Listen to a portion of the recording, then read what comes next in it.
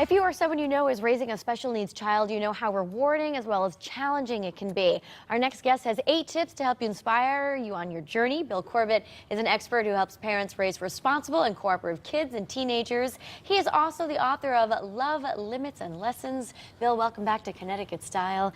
So it can be a challenge raising a child with special needs. Huge challenge, huge challenge. But you also have some tips on how we could stay on top of things. Right. First one is stay on top of your child's IEP. What's the IEP? It's the short version for Individualized Education Program, and it's usually a document that documents all the special needs that a special needs child may need in school, and you have to document it. And why I have it on the list is because we have to make sure that parents, you're the project manager, you're in charge, don't leave it up to the teacher. And sometimes when they are past their time, they need to be renewed, and parents need to stay on top of that. All right, create routines for you and your child. The more routine and sameness that a child sees, especially if they have a disorder, the easier life is going to be for you with your child. So set up as many routines as possible that they can recognize and get used to. Sure.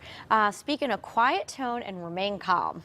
We can actually generate some of the anxiety we get from our kids through our own communication. So I'm always encouraging parents, whether you have a special needs child or not, always speak to them in a quiet tone. Don't shout at them from across the room or through the house. Go to them, speak quietly, and they will, it'll actually keep their sense of anxiety at a low level as well. Well, that makes sense.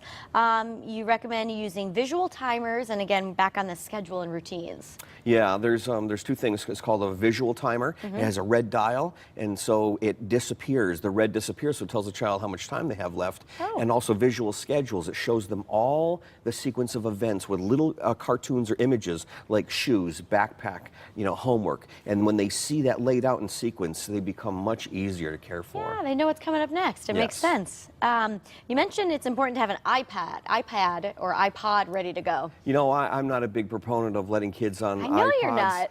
But in this case, if you're dealing with a special needs child, sometimes the ability to have that ready to go for them to listen to can give you some peace of mind. And it can soothe them, it can calm them, make sure you're managing the music that's on there. Sure. But it can actually, keep them distracted for a while and focused on listening to the music as long as it's calm and soothing. All right.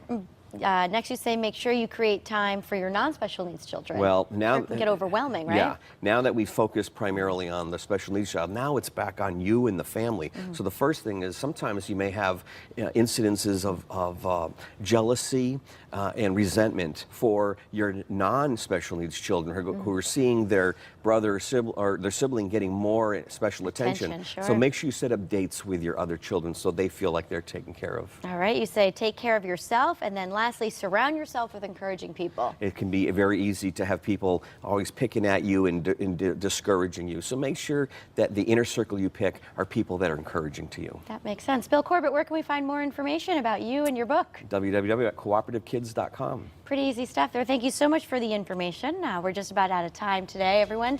Thanks to the rest of our guests, and most of all, thank you at home for watching. Make it a great day. We'll be back here tomorrow. Bill, give a good wave.